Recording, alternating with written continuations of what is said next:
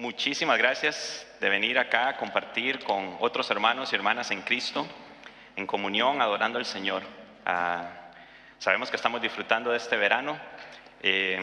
Siempre cuando dicen que está haciendo calor, posiblemente no han pasado un verano en el trópico, donde el calor se combina con humedad y uno a veces no puede respirar o algo así. Entonces creo que los venezolanos que están acá tal vez entienden un poco eso. Yo que vengo de Costa Rica también entendemos un calor como este, solo que en ningún lado deja de hacer calor. Y hay mosquitos y hay de todas estas cosas. Entonces démosle gracias a Dios por el calor chileno, la verdad que sí. La verdad que sí hay que darle gracias a Dios por el calor chileno. Vamos a estar hablando acerca de tomar riesgos hoy. Y quiero contar una historia que fue para mí una de las veces en las que más me ha costado a mí tomar un riesgo. Nosotros, mi esposa y yo, Adrián y yo, nos casamos muy jóvenes. Yo tenía 23 años, mi esposa 19 años. Éramos unos niños. Pero bueno, fue muy bonito. Esperamos bastante para poder tener bebés. Y la verdad disfrutamos bastante esos años, la verdad que sí. Esos tiempos en los que trabajamos con jóvenes, a veces nos decían a las 11 de la noche, 12 de la noche y salgamos y no teníamos que pensar en hijos o algo así y salíamos. No puedo negar que extrañábamos un poquito eso, pero bueno. Pero en realidad cuando comenzamos a pensar en tener familia, en tener hijos, estuvimos orando, queríamos estar seguros de que era el tiempo y estuvimos orando como por un año. Y realmente nos convencimos en que Dios quería. Intentamos 2 veces y quedamos embarazados, o sea, no tuvimos mucho problema, ¿verdad? Todo fue perfecto, el embarazo fue súper bueno. Sí nació Emily, mi hija mayor, un poquito antes de 36 semanas, ¿verdad, Adri? Pero bueno, el médico dijo, perfecto, no se tiene que quedar más tiempo en el hospital ni nada. Hicimos todos los procesos que teníamos que hacer pre-nacimiento y el doctor decía, todo es perfecto. A los meses comenzamos a ver de que lloraba un montón. Y como principiantes nosotros siempre preguntábamos a las abuelitas, a todo mundo, y todo el mundo nos decía, son principiantes. Lloraba más y más y más, y ya entonces dijimos, no, tenemos que ir a ver qué pasa. Y los médicos nos veían como, son principiantes. No sé si a ustedes les pasó eso. A mí me pasó en Costa Rica. Nos decían, lo que tiene es un cólico, ¿verdad? Lamentablemente mi hija mayor no venía con cólicos. Ella venía con malformaciones en sus riñones y en su vejiga. No descubrimos eso hasta meses, 8 meses, 2 meses, 2 años, perdón. Aquí está mi esposa. Olvido esas cosas, yo quiero olvidarlas. Hasta 2 años después de muchas infecciones de orina, de que ya las infecciones eran casi cada mes. Ya el médico dijo, hey, hay que hacer algo, hicimos los ultrasonidos, ¿verdad? Y ya nos dimos cuenta. Nos trataron súper mal porque pensaron que nosotros no habíamos hecho los controles prenatales. Fue una situación demasiado fea. Pero para mí, lo más feo fue el proceso de la operación. Ya 7 horas de operación, donde se tenía que cortar los 2 riñones de mi hija, llegar y tratar de dejar 2 riñones bien, ¿verdad? De arreglar el piso de su vejiga, también los ureteros tenían que arreglarlos. Era una reconstrucción realmente, ¿verdad? Eso fue muy doloroso para mí. Ver a mi hija realmente ahí, no sé, fue muy doloroso. Pero lo más doloroso fue cuando comenzaron a decirme de que era genético.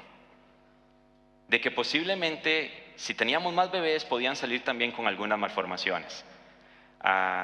Mi cuñada tuvo una malformación también de riñones. Entonces eso agravó mi pensamiento. Ella es médico y ella me comenzó a decir que lo que Emily tuvo pudo haber afectado aún mucho más su vida. El médico nos dijo cuando nosotros le entregamos a él para la operación, el médico nos dijo literalmente, hay 2 salidas, para bien o para mal. Así fue lo que nos dijo. O sea, ella puede dar una vida completamente normal después de esta operación o puede seguir empeorando la situación. Gracias a Dios, mi hija ya tiene 13 años, no ha tenido ni una sola infección de orina y eso se lo debemos a Dios, que Él a través de los doctores sanó a mi hija, la verdad, y esa es nuestra confianza. El problema fue que nosotros queríamos tener más hijos y Ernesto tuvo temor de tomar riesgos.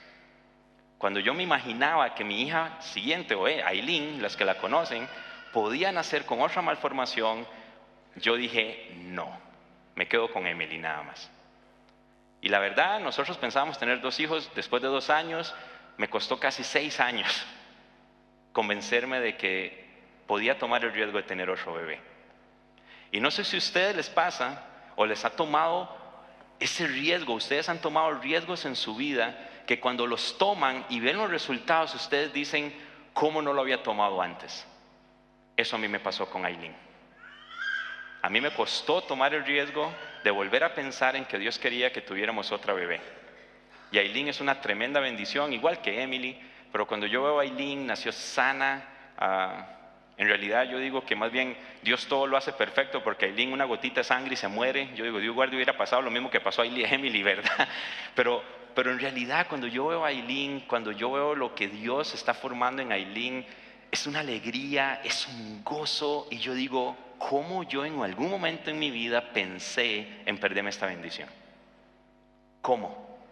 ¿Cómo yo, por tener miedo a tomar un riesgo de que volviera a salir con una malformación mi siguiente hija, iba a perderme esta bendición de tener a Aileen?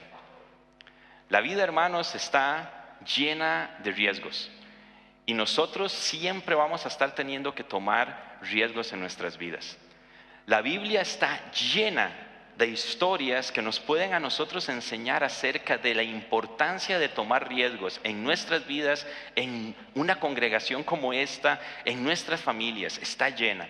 Hoy vamos a estar hablando de una de estas historias, que para mí es muy importante entenderla y darme cuenta de que, hey, mira, realmente Jesús nos está enseñando a tomar riesgos en nuestra vida. Él realmente quiere que nosotros seamos personas que tomamos riesgos en nuestras vidas. Esta historia es una que ocurre en la última semana de Jesús en esta tierra. Y les recomiendo, hermanos, que si ustedes pueden estudiar esa última semana, yo siempre lo hago en Semana Santa, lo que conocemos como Semana Santa. Comienzo desde el Domingo de Ramos, comienzo a leer los eventos que ocurrieron en esa semana cronológicamente. Lo que ocurrió el domingo, el lunes, martes, miércoles, jueves. Algunos días no ocurre nada, pero estudiar esa última semana de la vida de Jesús es impresionante. Es lindísimo lo que uno puede aprender. Esta historia ocurre el lunes. Jesús entra a Jerusalén, hacen ese recibimiento, ¿verdad?, en Jerusalén, esa entrada triunfal como la Biblia nos enseña. Después entra al templo y hace la segunda limpieza del templo. Jesús llega y comienza a derribar los bancos de los cambistas, de los que estaban vendiendo animales para los sacrificios, de toda esta gente que estaba en el templo haciendo negocio de la fe genuina de algunas personas. Y Él llega y hace esa limpieza. Y después encontramos a Jesús hablando con las autoridades del templo, en el patio del templo, con respecto a más o menos explicándole lo que Él estaba haciendo. Y esas autoridades estaban convencidas de que había que matar a Jesús. Y comenzaron a hacerle preguntas, a tenderle trampas a Jesús, haciéndole preguntas acerca de la resurrección, haciéndole preguntas acerca de impuestos, haciéndole preguntas acerca de los mandamientos de Moisés. Todo esto queriéndolo agarrar en una mala palabra, llámese así, en una mala frase de Jesús, para decir, Él necesita morir. Gracias a Dios, Jesús, como maestro excelente, debatiendo con ellos, ellos tuvieron que quedarse callados. Jesús, a través de muchas preguntas, hizo que estas autoridades en el templo se tuvieran que quedar callados.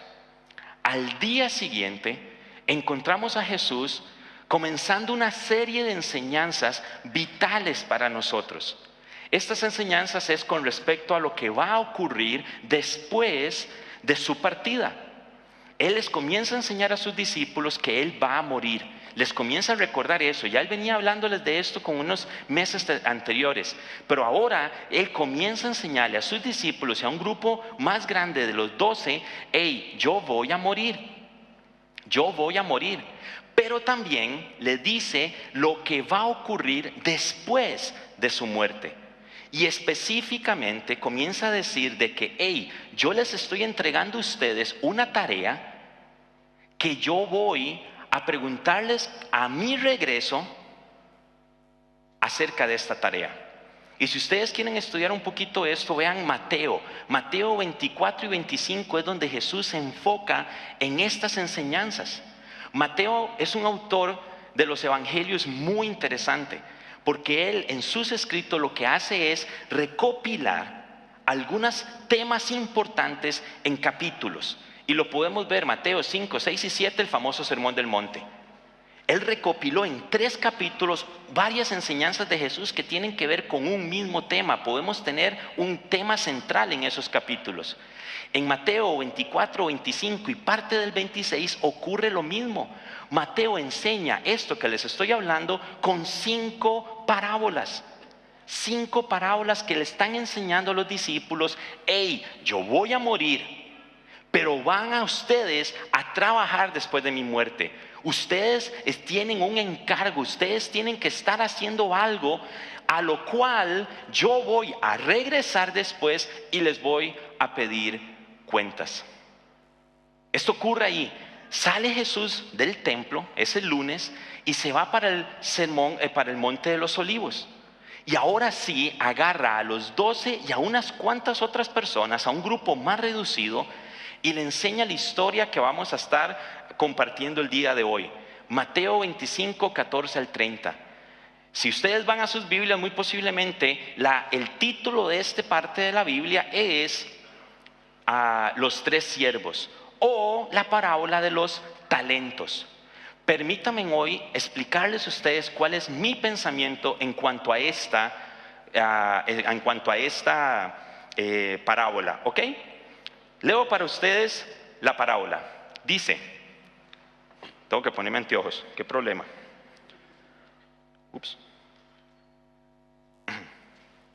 Dice, porque el reino de los cielos es como un hombre que, yéndose lejos, llamó a sus siervos y les entregó sus bienes.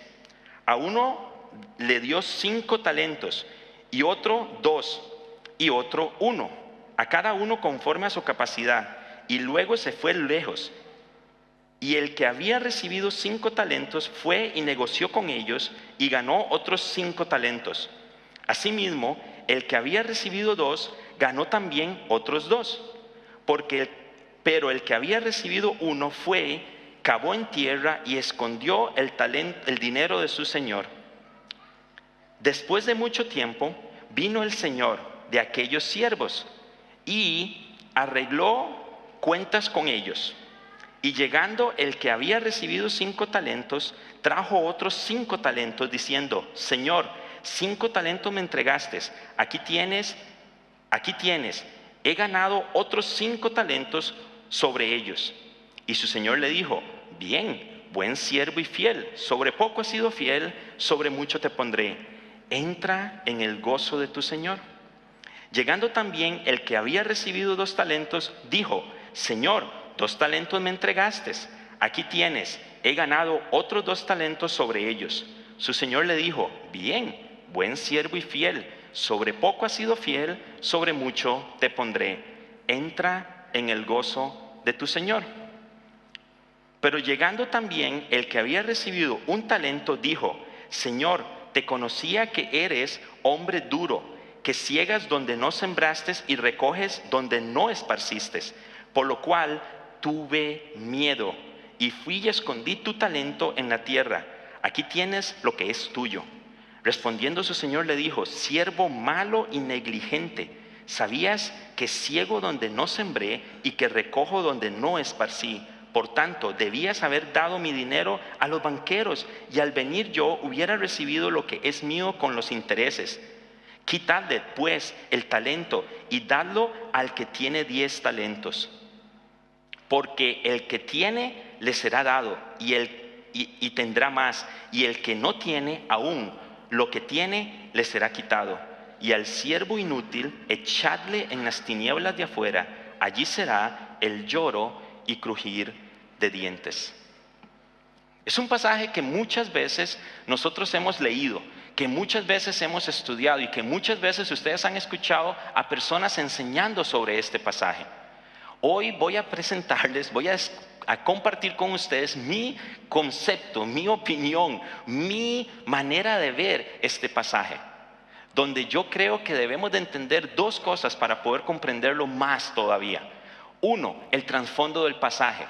Ya les había dicho a ustedes de que Mateo está recopilando un montón de enseñanzas de Jesús cuando dijo esto.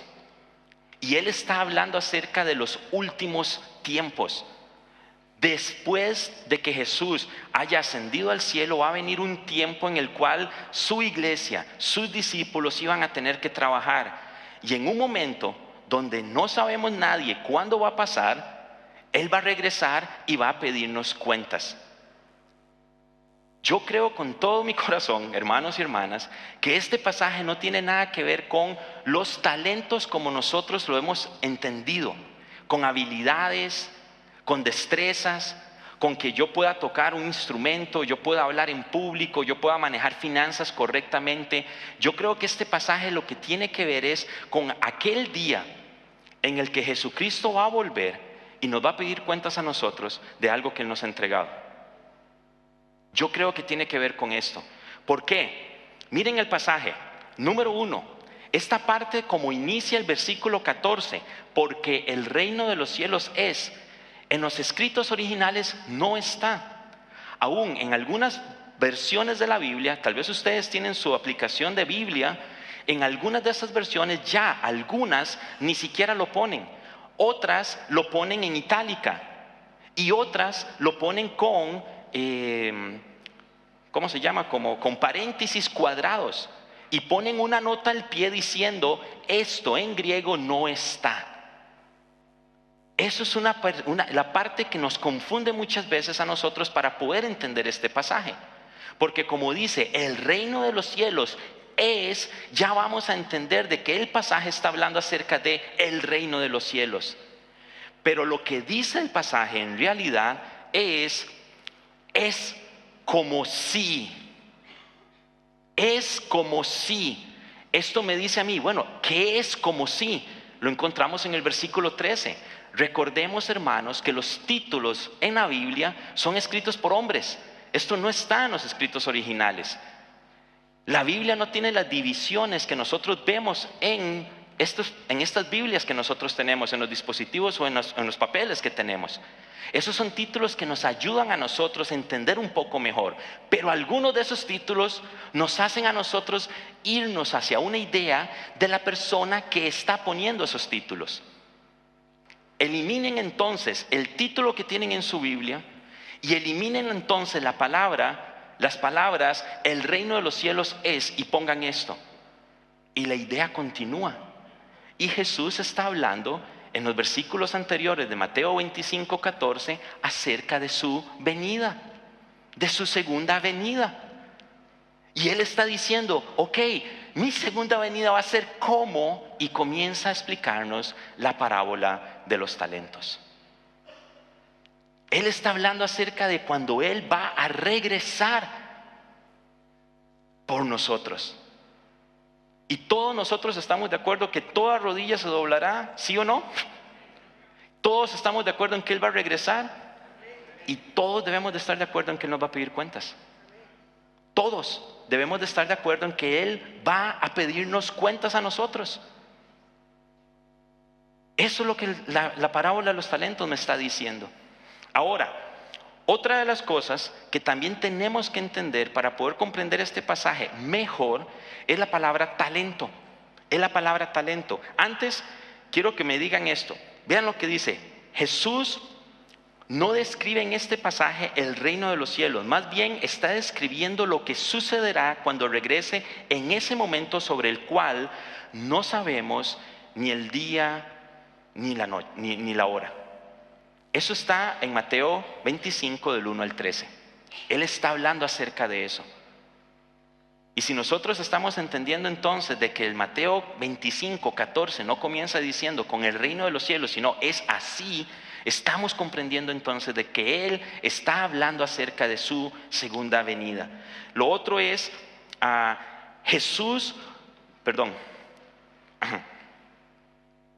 la palabra talento. Estábamos hablando acerca de que lo otro muy importante para comprender es la palabra talento. Y yo creo que en la lengua castellana, cuando hablamos de talento, sabemos qué se nos viene la primera cosa a nuestras cabezas, ¿no?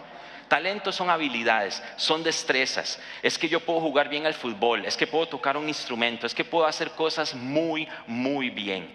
Y eso es lo que se nos viene la primera cosa que se nos viene a nuestra mente cuando hablamos de talentos es esto. En realidad, no sé por qué los traductores bíblicos tradujeron la palabra en griego que es talontón a esta frase que para nosotros es muy metida en nuestra cabeza con destrezas o habilidades. En realidad la palabra, déjenme decirlos hermanos, es plata. Esto es pura plata. Jesús aquí está diciendo esto es plata, no tiene nada que ver con habilidades, tiene que ver con dinero. Con dinero. Él está diciéndole en esta parábola de que un hombre le entregó a 3 siervos ciertas cantidades de dinero. Y para tener un contexto de esto, los historiadores bíblicos hablan acerca de que el talento es de 15 a 20 veces las ganancias anuales de un trabajador. De 15 a 20 veces las ganancias anuales de un trabajador. Hermanos, esto es bastante dinero, ¿no? Veámoslo un poquito. Vamos a echar cuentas, hermanos. Me puse a investigar. Soy costarricense y las economías costarricenses no tienen nada que ver con las chilenas. Otra vez, gracias por la economía chilena también. Pero el año pasado, en julio del año pasado, el Instituto de Estadística Chilena dio a conocer el ingreso laboral promedio mensual del chileno. ¿Ok? El ingreso laboral promedio. Y el total fue 554,493. Muy posible algunos de ustedes dicen, eso es mentira porque yo no gano eso mensualmente. Otros van a decir, uy, qué poquito. Pero el promedio esto es así. Eso fue lo que el Instituto de Estadística Chilena el año pasado, en julio, dijo. Ok, hagamos matemáticas, hermanos. Entonces, si yo multiplico eso por 12, para saber cuánto es el promedio anual, serían 6,553,916. Ese es el promedio anual de un trabajador chileno. Anual. Recordemos que el talento son 15 o 20 veces el promedio anual. ¿Ok? Eso quiere decir que es 99,808,740 pesos. Eso es el equivalente hoy en día a un talento. Harta plata, ¿no? Harta plata, ¿no? Ahora entendemos un poquito mejor lo que Jesús está diciendo aquí. Hermanos, ¿vieron lo que le entregó al... Ya se me perdí, qué pena, a ver, discúlpenme. ¿Vieron lo que le entregó al de 5 talentos? 499,43,700 pesos. Un maestro, hablemoslo a lo chileno, llega el maestro y le entrega 499,43,700 pesos a un siervo, a uno de sus empleados. A otro le entrega 196,617,480 pesos. Le entregó 2 talentos. Y a otro le entregó 808,740 pesos. Eso es mucho, mucho dinero. A lo chileno, harto dinero. Jesús está hablando aquí de dineros. Y esta es la traducción que nosotros podemos hacer. Para nosotros poder comprender aún mejor lo que está diciendo Jesús acá es, le entregó algo de demasiado valor a cada una de estas personas. De mucho, mucho valor. La Biblia me dice que 2 de ellos invirtieron lo que recibieron y lo multiplicaron al doble. Cuando llegó su amo, cuando llegó su maestro, llegó y le dijeron, wow, bien, fiel, bueno, siervo, fiel y bueno eres. Entra conmigo a mi casa. Uno de ellos le devolvió exactamente lo mismo que le había el amo entregado a él. Exactamente lo mismo. No le devolvió menos, no le devolvió más. Le entregó exactamente lo mismo. A ese le dijo: hey, siervo perverso y malo. Y en lugar de invitarlo a estar con él, dijo: salga donde está el crujir y sonar de dientes. Gente, para los discípulos que estaban ahí con Jesús en ese monte de los olivos, esto fue un rompecabezas impresionante. ¿Por qué? Porque era totalmente diferente a lo que ellos estaban aprendiendo de los fariseos, de los rabís. Ellos interpretaban la ley de Moisés como lo que usted debía de hacer si alguien le confiaba sus bienes, era exactamente lo que el último siervo hizo. Métalo, escóndalo en un hueco, porque ahí va a estar seguro, y cuando el hombre venga, entréguele exactamente lo mismo, ni más ni menos, entréguele exactamente lo mismo. Y si nosotros pudiéramos leer algunas historias, algunos teólogos hablando de esto, en realidad, en el tiempo de Jesús, lo que los discípulos, si hubieran ido a un rabí y le hubieran preguntado a un maestro o un fariseo acerca de qué debían hacer, eso era lo que debían de estar haciendo. En realidad, lo que el siervo hizo de esconderlo era lo que las autoridades religiosas le estaban diciendo a ellos que tenían que hacer. Y Jesús llega y más bien dice: hey, eso no es lo que ustedes tienen que hacer. Lo que ustedes tienen que hacer es tomar riesgos, agarrar esta plata e invertirla y multiplicarla en más. Y multiplicarla en más.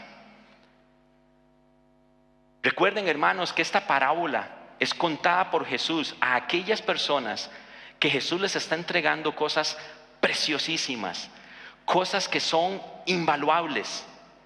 Jesús les está entregando a sus discípulos sus buenas nuevas. Jesús les está entregando a sus discípulos el evangelio, su evangelio. Jesús les está entregando a sus discípulos su ministerio. Jesús les está entregando a sus discípulos su iglesia. Y Jesús está entregando a sí mismo a sus discípulos. Y por eso Pablo en un momento determinado nos enseña que somos, ¿cómo es? Vasitos de barro, pero ¿qué tenemos nosotros por dentro? Un gran tesoro, que es Cristo en nosotros. Jesús les está hablando a discípulos que estaban comenzando a entender que lo que Jesús había invertido en ellos por más de 3 años eran cosas invaluables. Eran cosas que ellos no tenían imaginación de la cantidad de dinero que podían tener ellos. Esta parábola les está dando a entender a los discípulos: hey, miren, lo que yo ya les he entregado a ustedes, las buenas nuevas, el evangelio, mi iglesia, mi ministerio, es más invaluable que cualquier cantidad de plata que ustedes han podido recibir. Es esto. Ellos están comprendiendo a través de esta parábola: wow, qué cantidad, qué riqueza estamos nosotros ahora teniendo. Pero también están comprendiendo a través de esta parábola que Jesús se va a ir, que su maestro se va a ir y no sabemos cuándo va a regresar. Nadie tiene idea de cuándo va a ser, no sabemos ni el día ni la hora, pero que va a regresar, va a regresar. Y lo que Jesús quiere que nosotros hayamos hecho con sus buenas nuevas, con su evangelio, con su iglesia, con Él mismo, es que nosotros lo podamos multiplicar en otros. Que podamos no solamente enterrarlo en un hueco, sino que sus buenas nuevas sean multiplicadas a través de nosotros. Que su evangelio sea multiplicado a través de nosotros. Que su ministerio sea multiplicado a través de nosotros. Que su iglesia sea multiplicado a través de nosotros. Que aún Cristo mismo que vive en cada uno de nosotros sea multiplicado en cada uno de nosotros. Yo creo con todo mi corazón que yo le voy a rendir cuentas a Jesús de esto. Yo sé que Él me va a pedir cuentas a mí de qué hice yo con sus buenas nuevas, con su evangelio, con su iglesia, con Él mismo que Él se entregó a mí. Él me va a venir a pedir cuentas a mí de estas cosas. ¿Que vamos a tener que tomar riesgos para invertir estas cosas? Sí, mucho. La vida cristiana está llena de riesgos. Vean lo que dice este hombre, Robert.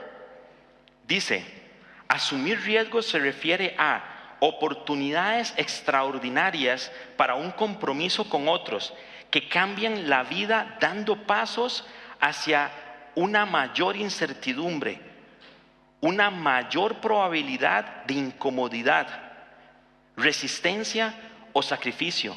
La misión y el servicio de asumir riesgos llevan a las personas, a los ministerios, que las empujan fuera de su zona de confort, extendiéndolos más allá del círculo de relación y prácticas que habitualmente deben ser su comodidad de fe. Eugene Peterson, un autor que posiblemente ustedes también conocen, dice: una vida de sacrificio es el medio y el único medio por el cual una vida de fe madura. Invertir lo que Dios nos ha dado, lo que Jesús nos ha dado, toma riesgos. Invertir el evangelio, invertir las buenas nuevas, invertir el ministerio, invertir a Cristo, toma riesgos. Muy posiblemente toma riesgos de pedir perdón o perdonar a otros. Toma riesgos de salir de estas 4 paredes y ver lo que Dios quiere hacer afuera de estas 4 paredes. Toma riesgos de salir, como decía el primer autor que cité, de salir de esta comodidad de personas, donde nos sentimos cómodos, donde nos sentimos bacán, y comenzar a conocer a otras personas a las cuales no vamos a sentirnos cómodos, no nos vamos a sentir bien. Pero como Peterson dice, la única manera en la cual yo puedo crecer en una fe madura es a través del sacrificio. Tomar riesgos es una vida de sacrificios. Estos 2 siervos tomaron riesgos, se sacrificaron, trabajaron fuerte. No sabían cuándo iba a regresar su maestro, ellos no lo sabían, pero estoy seguro que trabajaron fuerte, que hicieron todo lo que el maestro les había enseñado. Vean que aún el que no multiplicó los bienes del maestro sabía quién era el maestro, sabía lo que el maestro hacía. Y él mismo le dice: si tú sabías esto, ¿por qué no lo pusiste en práctica? ¿Por qué no? Yo creo que todos nosotros tenemos la responsabilidad de que lo que nosotros sabemos, las buenas nuevas que nosotros sabemos, que venimos aquí domingo a domingo, que estamos en grupos pequeños, que en diferentes ministerios, gracias a Dios, Encuentro con Cristo nos da la oportunidad de conocer cada vez más esas buenas nuevas. El evangelio que usted y yo una vez conocimos en Cristo, ya sea a través de nuestros familiares, porque crecimos en un hogar cristiano, o ya sea porque Dios me regaló el privilegio de una u otra manera conocerle a Él. Ese evangelio de Cristo que murió y resucitó, que murió para pagar el precio por mis pecados y que resucitó para darme vida y vida en abundancia. Ese evangelio, el ministerio que Dios nos está entregando, que Dios le entregó a cada uno de nosotros, que nos está entregando a cada uno de nosotros, y que esta iglesia que nosotros hoy representamos, Dios quiere que multipliquemos eso. 100% seguro. Él no quiere que nosotros, por temor, lo pongamos en un hoyo en el suelo. Él quiere que nosotros tomemos ese riesgo, que nos incomodemos, que tal vez sacrifiquemos cosas que tengamos que sacrificar para que nosotros podamos hacer lo que Él quiere y espera que hagamos. Cada uno de nosotros ha recibido estas cosas que he mencionado ya. Ha recibido una fe, ha recibido un evangelio, ha recibido la iglesia, ha recibido a Cristo. La pregunta es: ¿qué estamos haciendo nosotros con ello? ¿Qué estamos nosotros haciendo con ello? Para finalizar, hermanos, tengo una oración que me llamó mucho la atención cuando la leí. Y es una oración que creo que va un poco de acuerdo con esto de tomar riesgos y poder invertir. Dice, mi iglesia está compuesta de personas como yo, como ustedes, como cada uno de nosotros. Ayudo a que la iglesia sea lo que es. Será amigable si lo soy. Sus asientos estarán llenos si los ayudo a llenarlos. Hará un gran trabajo si yo trabajo. Hará regalos generosos a muchas causas si yo soy un dador generoso. Traerá a otras personas a su adoración y compañerismo si yo los invito. Será una iglesia de lealtad y amor, de valentía y fe, una iglesia con espíritu noble si yo ayudo a que la iglesia sea lo que es. Estoy lleno de estas mismas cosas. Por lo tanto, con la ayuda de Dios, me dedicaré a la tarea de ser todas las cosas que quiero que mi iglesia sea. No seamos los que digamos, qué bonito si la iglesia fuera. Seamos lo que la iglesia, lo que usted y yo quiera que la iglesia sea. Termino con la historia del pueblo de Israel, cuando salió de Egipto, de la esclavitud de Egipto y se fue a su tierra prometida, ¿no? Salieron con Moisés. Moisés tenía su vara. Él tocó el agua, se abrió, pasaron por tierra seca. Después cruzaron el río. Cuando se metieron al agua del río con el arca de la alianza, y el río se secó y también pasaron por tierra seca. Hoy no tenemos la vara y no tenemos el arca, pero Dios quiere que sigamos tomando riesgos. Yo estoy muy seguro que muchos de esos israelitas tuvieron miedo cuando cruzaron el mar y cuando cruzaron el río, pero dieron el paso. Hoy nosotros no tenemos, como vuelvo a decir, la vara y el arca, pero tenemos el mandato de Jesús de ir a invertir. Jesús nos va a regresar. Ustedes y yo estamos seguros de eso. Él va a regresar. ¿Cuál va a ser el título que nosotros vamos a recibir de Él? ¿Bien? ¿Siervo fiel y bueno? ¿O vamos a recibir otro? ¿Qué estamos haciendo, hermanos, hermanas, con las cosas que hemos recibido de Dios? ¿Qué estamos haciendo con su evangelio? ¿Qué estamos haciendo con sus buenas nuevas? ¿Qué estamos haciendo con su ministerio? ¿Qué estamos haciendo con su iglesia? No es nuestra. ¿Saben cuál es el problema que tengo yo con este pasaje de los talentos? Es que a veces somos un poco egocéntricos y queremos ver la Biblia siempre para nosotros, y por eso nos encanta ver este pasaje diciendo mis talentos. ¿Quién soy yo? ¿Para qué soy yo bueno? No tiene nada que ver con usted y conmigo. Tiene que ver con lo que Dios me dio a mí y a ustedes, y con las cuentas que Él me va a pedir de eso que Él me dio. ¿Estamos escondiéndolos, hermanos, o estamos multiplicándolos? Personalmente, ¿cómo me desafía esto a mí? ¿Tendré yo que pedir perdón? ¿Tendré yo que perdonar? ¿Tendré yo que tomar el riesgo de tener familia como me tocó a mí una vez? ¿Tendré yo que amar a mi esposa más? ¿Amar a mis hijas más?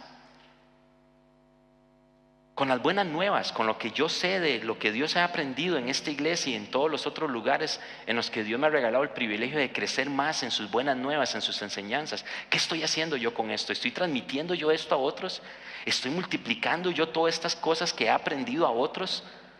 ¿O soy como el mar muerto, que me entra información y nada sale? ¿Qué está pasando con el evangelio? Con ese evangelio que transformó tu vida y mi vida. ¿Estoy compartiéndolo con otros? ¿Cuántas otras personas han conocido el evangelio a través de tu proclamación, de mi proclamación? Yo personalmente no creo que Dios no nos quiera regalar el privilegio de por lo menos una persona al año venga aquí a llenar uno de estos asientos que no está lleno, porque conoció del Señor, conoció del evangelio a través de alguno de nosotros. Yo creo que si estamos haciendo la pega bien, alguien va a venir y va a sentarse en alguna de estas sillas vacías, porque estamos compartiendo el Evangelio. El ministerio que Dios nos está dando, este ministerio que esta iglesia representa, ¿cómo lo estamos multiplicando? No llevando el nombre de Encuentro en Cristo como la bandera. Ese es un nombre bonito, genial, buenísimo, nos identificamos con este nombre, pero la iglesia que nosotros representamos, ¿cómo la estamos llevando a otros lados? Teniendo oportunidades como el Arca, teniendo otras oportunidades ahí en las cuales podemos llevar a esta iglesia a otros lugares, a gente necesitada como los extranjeros que no tienen ningún lugar acá. ¿Y cómo estamos llevando a Cristo? Ese Cristo que vive en nosotros, que nosotros tenemos, que es el mayor tesoro que cada uno de nosotros podemos tener. ¿Cómo lo estamos multiplicando en otras personas? ¿Cómo estamos reflejando a Cristo y cómo estamos permitiendo a otros reflejar a Cristo a través de sus vidas? Oremos. Señor, muchísimas gracias por esta historia de los talentos. Y gracias porque hoy todos podemos decir un gran amén a estar seguros de que tú vas a volver. Tú vas a volver y muchísimas gracias por tu pronto regreso, oh Señor. Pero no podemos dejar de pensar y no podemos dejar de lado en que tu regreso involucra un rendimiento de cuentas. Que tú nos has dado tesoros inimaginables. Que tú nos has dado cosas increíblemente valiosas. Que tú quieres que multipliquemos. Que tú quieres que invirtamos. Que tú quieres que seamos buenos mayordomos y que no solamente lo escondamos en un hoyo en la tierra. Papi, te pido por cada uno de nosotros, papi, que nos des el valor de tomar el riesgo, de llegar y saber que muchas veces esa toma de riesgos va a ser difícil, va a ser, ¿por qué no hasta dolorosa? Va a ser sacrificial, pero que los resultados son increíbles para tu gloria y para tu honra, oh Señor. Ayúdanos a confiar en ti, como las canciones que estábamos ahora cantando, Padre. Ayúdanos a confiar tanto en ti, que no nos importe ese sacrificio de tomar el riesgo y poder invertir lo que tú nos has dado para su necesaria multiplicación. Señor, ayúdanos. Danos un espíritu valiente. Ayúdanos a cruzar ese mar. Ayúdanos a cruzar ese río. Ayúdanos a tener esa capacidad de vivir una vida de saltos de fe y no de pasos temerosos. Ayúdanos a vivir en fe. En Cristo Jesús oro. Amén.